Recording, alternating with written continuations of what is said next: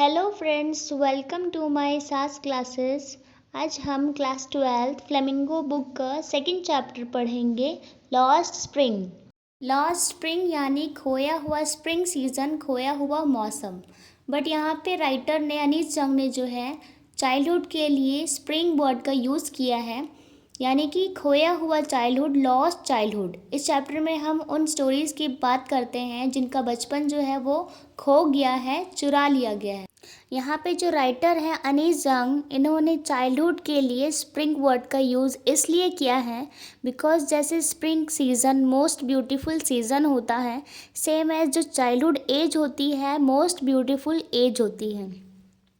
And in spring season में जो weather रहता है बहुत ही पीसफुल वेदर रहता है, सुहाना मौसम रहता है। और चाइल्डहुड में भी जो है बच्चों का माइंड बहुत ही पीसफुल रहता है, बहुत ही शांत मन रहता है, बिना टेंशन प्रेशर के। कोई रिस्पॉन्सिबिलिटीज़ नहीं होती है, ना रिस्ट्रिक्शंस होती है। बच्चों का माइंड बहुत ही केयर फ्री रहता है। थर्ड इज स्प्रिंग सीज़न में जो है वेदर बहुत ज़्यादा ही बिजी रहता है। Sometimes weather sunny, cloudy, sometimes cold हो जाता है, frosty and sometimes warm. Same age जो चाइल्डहुड एज होती है, बच्चों का रूटीन बहुत ही ज़्यादा बिजी रहता है। दिन भर बच्चे खेल कूद में और नई चीज़ों को एक्सप्लोर करने में बिजी रहते हैं। And the last is spring का जो सीज़न है उसमें नए फ्लावर्स ब्लॉसम करते हैं, नए फूल कलियां खिलती है, नए पत्ते आते हैं। सेम एज जो चाइल्डहुड एज होती है उसमें हम नई चीज़ों को देखते हैं, नई चीज़ें ऑब्जर्व करते हैं, सीखते हैं एंड अडॉप्ट करते हैं। स्टोरी स्टार्ट करने से पहले जो इस चैप्टर के राइटर हैं अनीस जंग, हम उनके बारे में कुछ इम्पॉर्टेंट चीज़ें जानेंगे। अनीस जंग was born in 1964। Stories of stolen childhood, यानी उन कहानियों का जिक्र है इसमें जिनका बचपन चुरा लिया गया है। अनीस जंग was born in Rourkela. Anees जंग का जन्म जो है रोरकेला में हुआ, जो कि उड़ीसा में है। And spend her childhood and adolescence in Hyderabad. इन्होंने अपना पूरा बचपन और किशोरावस्था जो है हैदराबाद में बिताई। She received her education in Hyderabad and in the United states of America. इन्होंने अपना पूरा एजुकेशन जो है हैदराबाद और अमेरिका से प्राप्त की। Her parents were both writers. Anees Jung के माता पिता दोनों ही लेखक थे। Anees Jung began her career as a writer in India. Anees Jung ने अपने करियर की शुरुआत भारत में एक लेखक के रूप में की। She has been an editor and columnist for major newspapers in India and abroad. वह भारत एवं विदेश के प्रमुख न्यूज़पेपर्स के लिए एक एडिटर, एक कॉलमनिस्ट रही हैं। एडिटर होता है पर्सन हु एडिट्स और मेक चेंजेस टू डॉक्यूमेंट, यानी वो पर्सन जो डॉक्यूमेंट्स में चेंजेस करता है। एंड कॉलमनिस्ट होता है जो कि रेगुलर राइटर होता है न्यूज़पेपर्स के लिए और मैगजीन्स के लिए।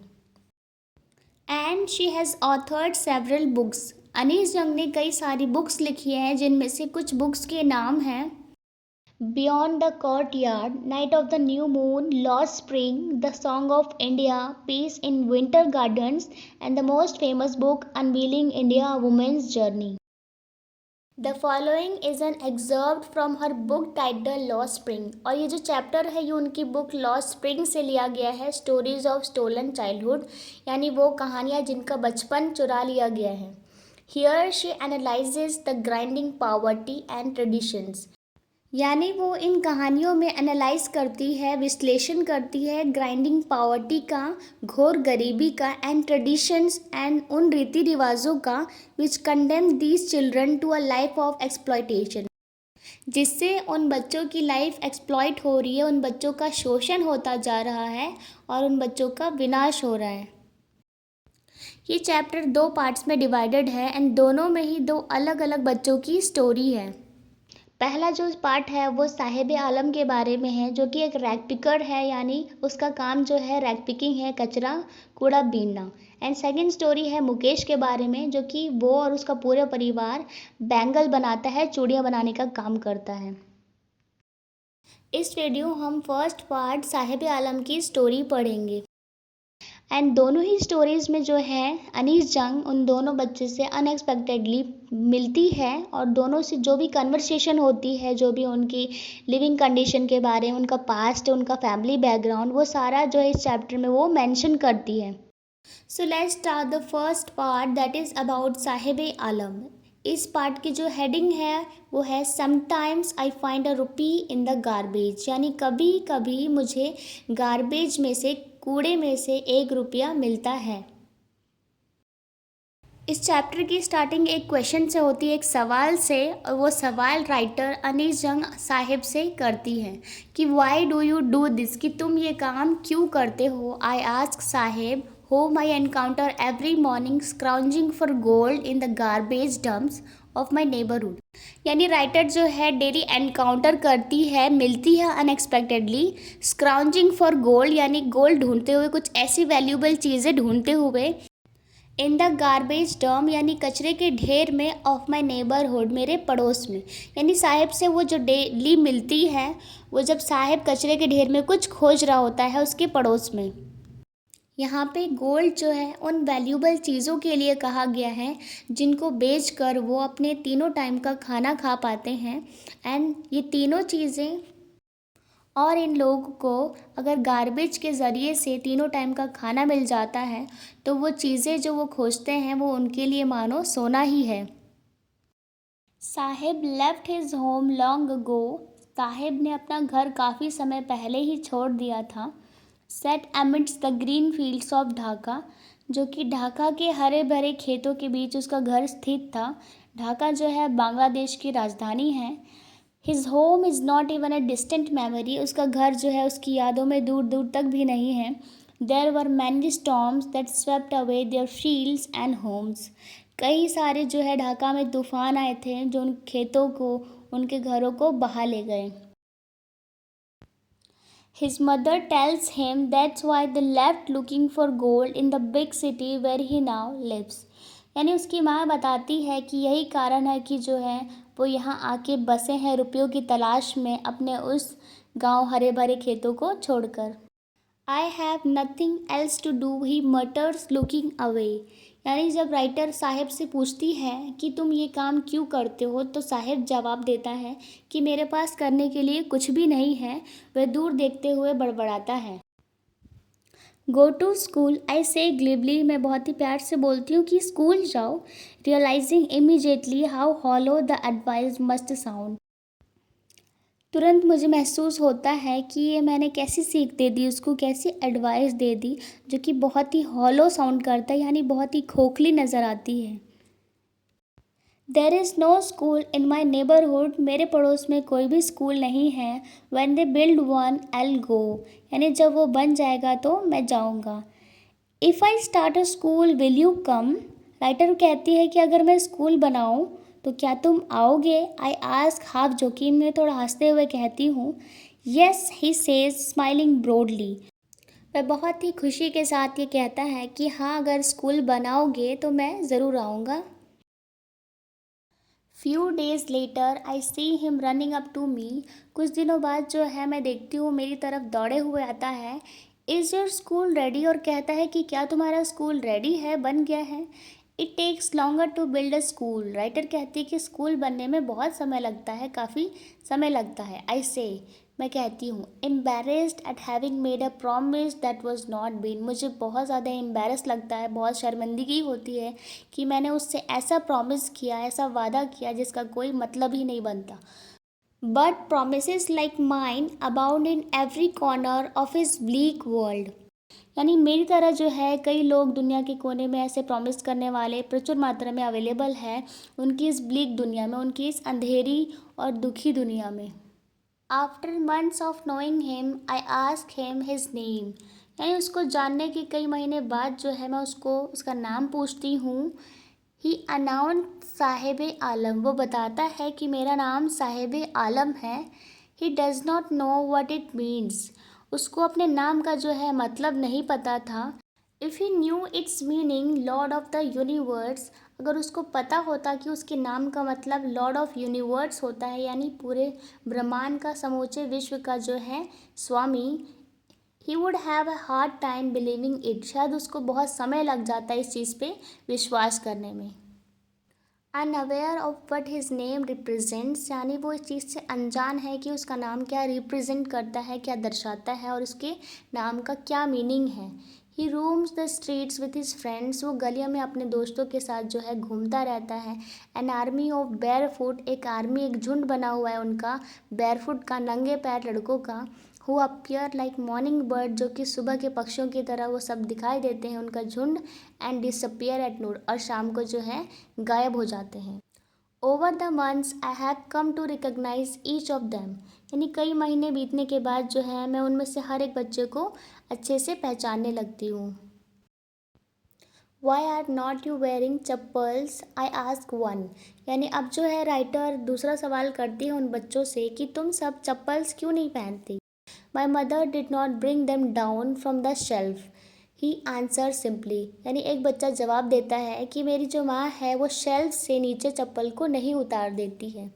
If she did he'll throw them off, it's another who is wearing shoes that do not match, यानी एक दूसरा बच्चा जवाब देता है जिसने अलग अलग कलर की जूते पहन रखे थे। वो कहता है कि अगर उसकी माँ शेल्फ से उतार भी देती है तो वो उनको फेंक देता है। When I comment on it, he shuffles his feet and says nothing.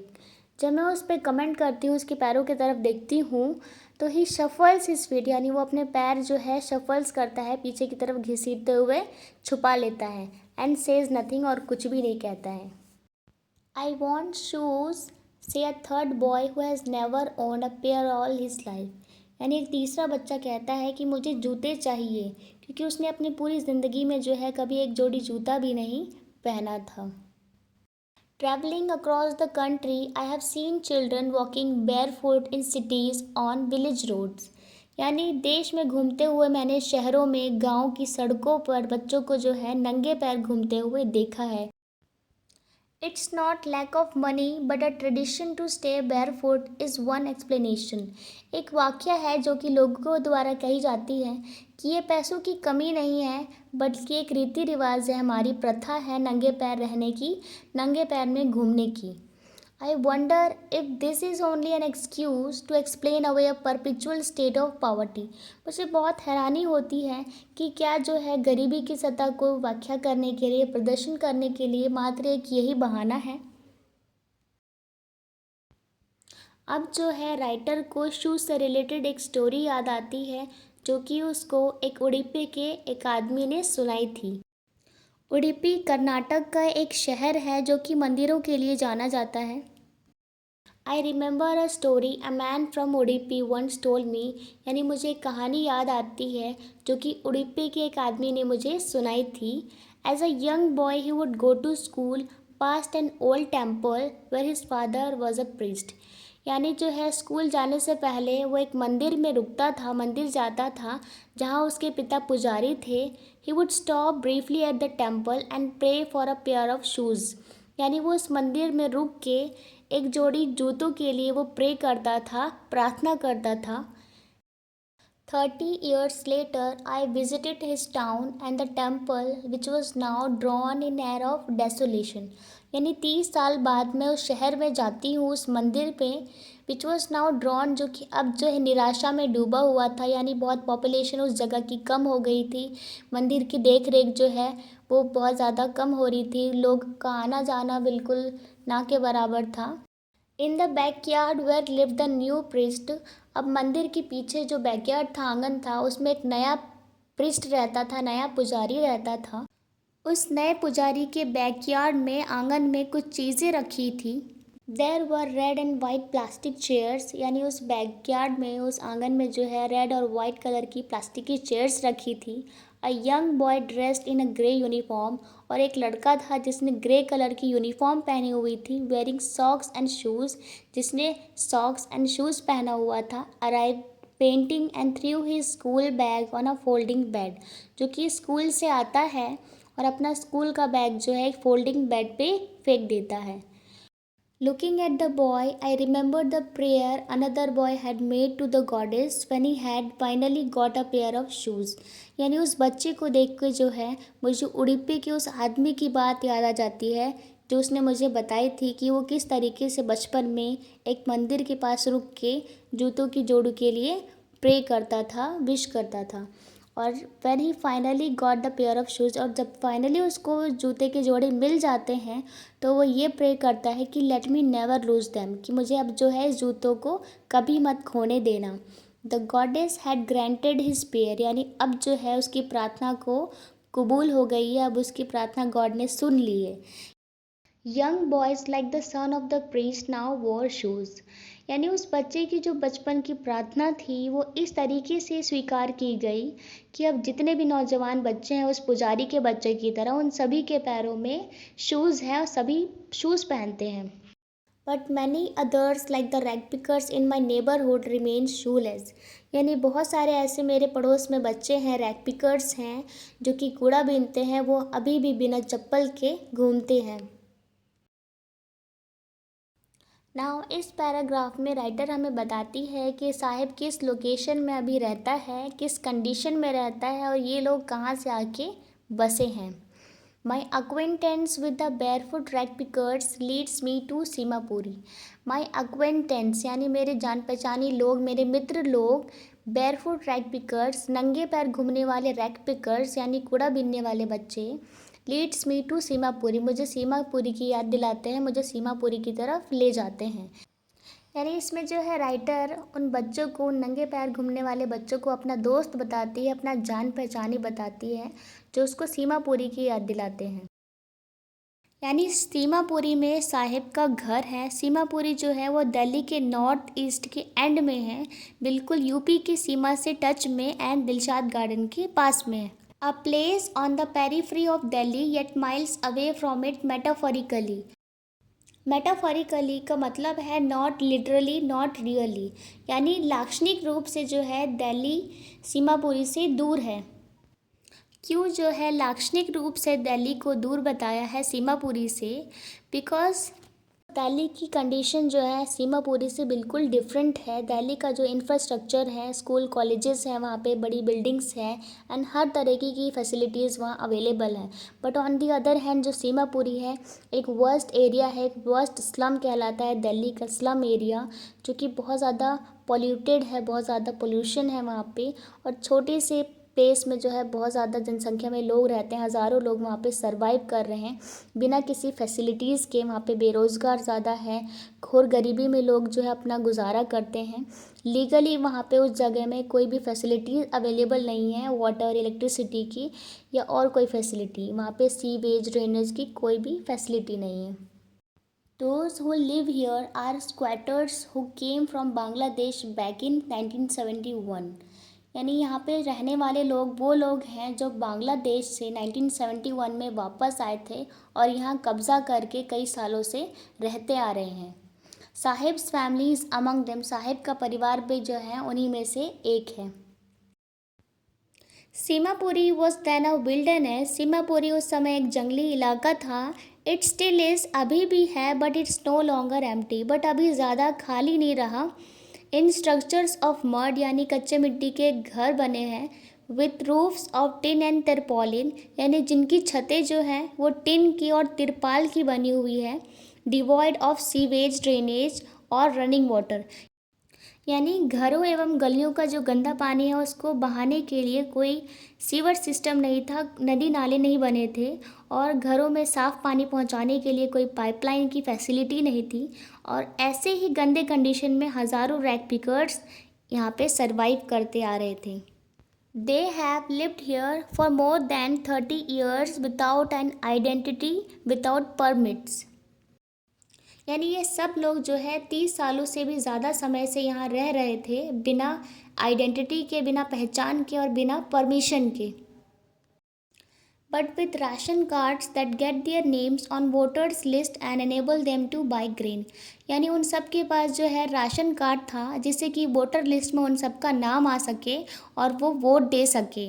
यानी सरकार ने जो है अपने वोटिंग के लिए उनको राशन कार्ड दिया था और इससे जो है उन लोगों को, उन गरीब लोगों को खाना भी प्राप्त हो जाता था।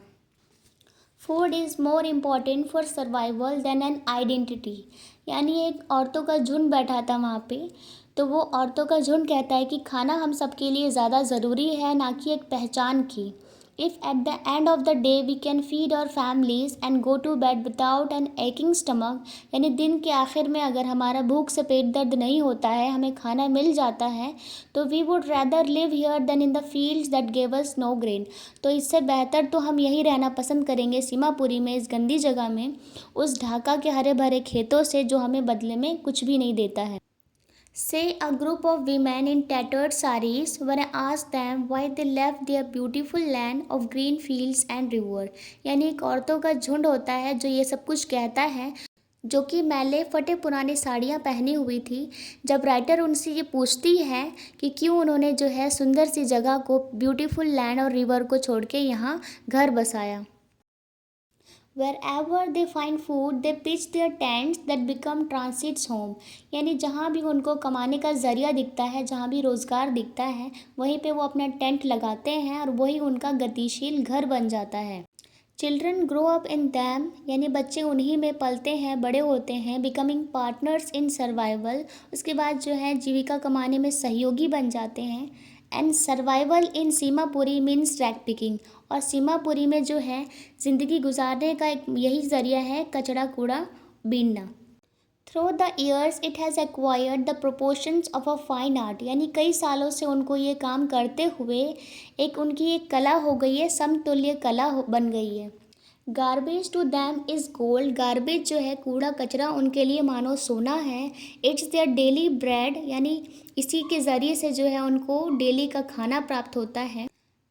A roof over their heads even if it is leaking roof, यानी सिर के लिए जो है एक छत होता है उससे, भले ही वो टपकती हो यानी टिन और तिरपाल की बनी हो. But for a child it's even more, but बच्चों के लिए जो है गार्बेज एक अलग ही मायने रखता है. I sometimes find a rupee even a 10 rupee note, Sahib कहता है कि कभी कभी मुझे कचरे के ढेर में 1 रुपया और कभी 10 रुपये का नोट मिलता है. Saheb says his eyes lighting up, Saheb ये कहते हुए बहुत ज़्यादा खुश होता है, यानी उसकी आंखों में चमक होती है. When you can find a silver coin in a heap of garbage, you don't stop scrounging. यानी अगर तुम्हें एक सिल्वर कॉइन मिल जाए गार्बेज में, कूड़े के ढेर में, एक चांदी का सिक्का मिल जाए, तो तुम जो है ढूंढना बंद नहीं करते, तुम स्क्राउंज करना बंद नहीं करते. For there is a hope of finding more, और हमें जो है और ज़्यादा होप हो जाती है और आशा हो जाती है खोजने की और ढूंढने की. It seems that for children garbage has a meaning different from what it means to their parents. यानी ऐसा लगता है कि बच्चों के लिए जो गार्बेज की डेफिनेशन है उसका अलग मायने रखता है, एंड जो बड़ों के लिए जो गार्बेज की डेफिनेशन है वो अलग हो. For the children it's wrapped in wonder, यानी बच्चों के लिए जो है एक मौज मस्ती में कुछ ढूंढने वाली एक एक्टिविटी है. For the elders it's a means of survival, यानी बड़ों के लिए जो है ये जीविका का एक साधन है. One winter morning, I see Saheb standing by the fence gate of the neighborhood club. यानी एक सर्दी की सुबह मैंने साहेब को जो है पड़ोस के क्लब के 4 दीवारी वाले दरवाजे के पास खड़े होते देखा. Watching 2 young men dressed in white playing tennis. यानी 2 आदमी जो है, 2 व्यक्ति लोग वहाँ टेनिस खेल रहे थे, वाइट कलर की ड्रेस में, उनको वो देख रहा था. I like the game, he hums content to watch it standing behind the fence. यानी वो बहुत ही संतुष्ट होकर ये गेम देखता है और गुनगुनाते हुए कहता है कि मुझे ये खेल पसंद है. I go inside when no one is around, यानी मैं अंदर जो है जाया करता हूँ जब कोई भी आसपास नहीं होता है. ही admits that get keeper let's me use the swing, वह स्वीकार करता है और कहता है कि मुझे गेट कीपर जो है, चौकीदार, वो अंदर जो है झूला का उपयोग करने देता है. Sahib too is wearing tennis shoes that look strange over his discolored shirt and shorts. यानी साहिब ने जो है आज टेनिस के जूते पहने हुए थे, जो कि उसकी बेरंग गंदी कमीज़ में और निकर में बहुत ही अजीब दिखाई दे रही थी. Someone gave them to me, he says in the manner of an explanation.